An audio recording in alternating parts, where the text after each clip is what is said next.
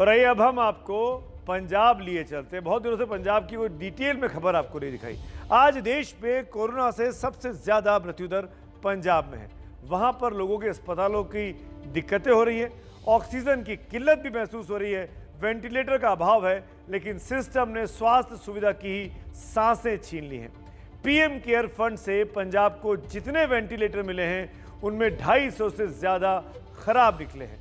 उसको ठीक कराने के लिए इंजीनियर तक का कोई इंतजाम नहीं है।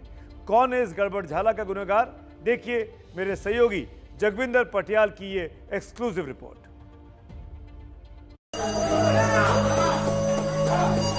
సార్ చూడండి సార్, ఎంత తీవ్రంగా ఉందో చూడండి సార్.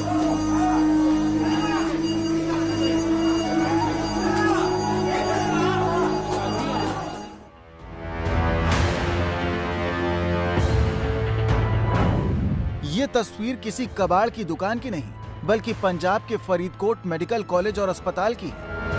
कॉलेज को पीएम केयर फंड से मरीजों को सांसें देने वाली जो मशीनें मिली थी वो खुद ही बेहोश और बेकार पड़ी हैं। अब अस्पतालों को समझ में नहीं आ रहा कि इन खराब मशीनों का करें तो क्या करें। प्राइम मिनिस्टर केयर वाले जो वेंटिलेटर उसकी कीमत लगभग 1 लाख या 1.25 लाख की है, जबकि जो अच्छे वेंटिलेटर होते हैं उनकी 10 लाख से 15 लाख की है।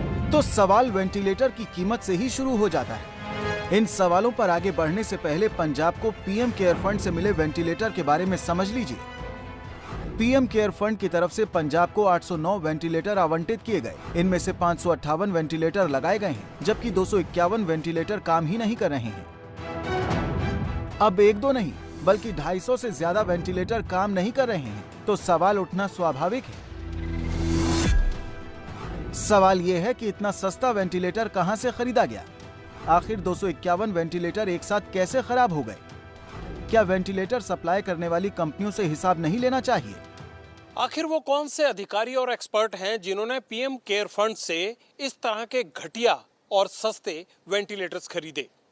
ये अकेले पंजाब का मामला नहीं है, या हम यूं कहें कि ये वेंटिलेटर्स अगर वाकई ही घटिया हैं तो पंजाब के अलावा देश के अन्य राज्यों में भी सप्लाई हुए होंगे।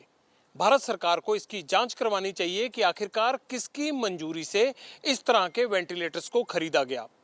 हिसाब उन कंपनियों से लेने का भी बनता है जिन्होंने ये वेंटिलेटर सप्लाई किए, जो मरीजों को सांसें देने से पहले खुद ही बेहोश हो गए। सवाल ये भी कि इन वेंटिलेटर की सप्लाई कब हुई और ये कब खराब हुए। इस पर आप केंद्रीय स्वास्थ्य सचिव राजेश भूषण की इस चिट्ठी को पढ़िए, जो 11 अप्रैल को लिखी गई। इसमें पंजाब के मुख्य सचिव विनी महाजन से पीएम केयर फंड से मिले 251 वेंटिलेटर्स के इस्तेमाल न होने पर नाराजगी जताई गई। जब एबीपी न्यूज ने इस मामले में पूरी पड़ताल की तो पता चला कि वेंटिलेटर सप्लाई करने वाली कंपनी ने सर्विस का पूरा इंतजाम सही से नहीं किया। पूरे राज्य से पीएम केयर फंड से मिले वेंटिलेटर के खराब होने की रिपोर्ट है, लेकिन रिपेयर के लिए पूरे सूबे में उसने अदद 1 टेक्नीशियन दिया। अस्पतालों का रोना है कि अब वो टेक्नीशियन के पीछे कहां भागें और उसे कैसे पकड़ें। पीएम केयर के जिस कंपनी से जो वेंटिलेटर लिए हैं उनको कहा है कि आप इनको आगे रिपेयर करें, और ये भी देखा गया कि जो इनके पास जो टेक्नीशियन है उनकी रिपेयर के लिए वो एक अलग टेक्नीशियन है जो कि सारे पंजाब में घूम रहा है, जैसे अमृतसर में हो या पटियाला में या कहीं हो। वाकई ये मामला सिर्फ एक राज्य का नहीं है, लेकिन पंजाब के मोहाली में ही 30 में से 20 वेंटिलेटर के खराब होने की पड़ताल हुई तो फरीदकोट मेडिकल कॉलेज के स्टोर में बेहोश पड़ी इन मशीनों का भी पता चला। अगर ये मशीनें दुरुस्त होती तो हजारों लोगों को जिंदगी की सांस दे देती, लेकिन ये मरे हुए वेंटी भले ना दे पाए, राजनीति को मुकम्मल सांसें दे चुके हैं। आम आदमी पार्टी राज्य की अमरिंदर सिंह सरकार पर आरोप लगा रही है कि उसने मशीनें ठीक ही नहीं कराई, नहीं तो लोगों को दिक्कत क्यों होती। वेंटिलेटर ਜਿਹੜੇ ਨੇ ਫਰੀਦਕੋਟ ਦੇ ਹਸਪਤਾਲ ਦੇ ਵਿੱਚ ਕਬਾੜ 'ਚ ਪਏ ਨੇ, ਜਿਹੜੇ ਪ੍ਰਧਾਨ ਮੰਤਰੀ ਕੇਅਰ ਦੇ ਪੈਸੇ ਨਾਲ ਆਏ ਸੀ, ਕਹਿੰਦੇ ਜੀ ਚਲਾਉਣ ਵਾਸਤੇ ਸਾਡੇ ਕੋਲ ਬੰਦੇ ਹੈ ਨਹੀਂ।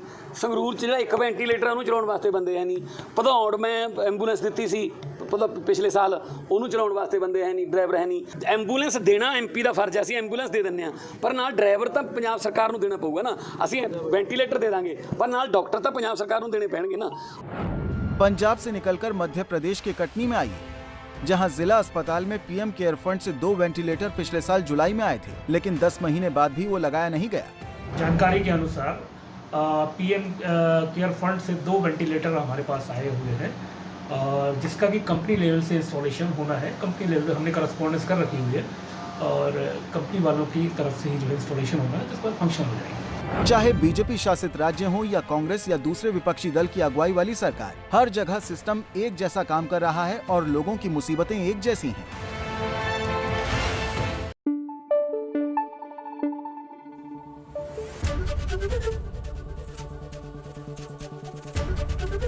एबीपी न्यूज आपको रखे आगे।